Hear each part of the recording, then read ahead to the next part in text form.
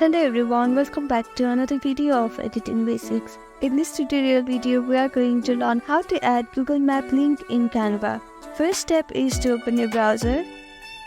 Now on the search bar, type in canva.com. After opening your Canva page, you can see create a design option on the top right corner. Click on it and create a new blank template. Now on the left side, you can see different options. Click on apps. And here on the search bar, type in embed. After that, click on the first logo. After opening that, you can see Google Map option here. If you click on this, then it will create an example link. And if you want to paste your desired link, you can copy the Google Map link and paste it here. Now paste the link here. After that, click on add to design. Now following the simple step, you can add the Google Map link in Canva. Thank you for watching this video. I hope this video was helpful to you. Please do like, share and subscribe to our channel.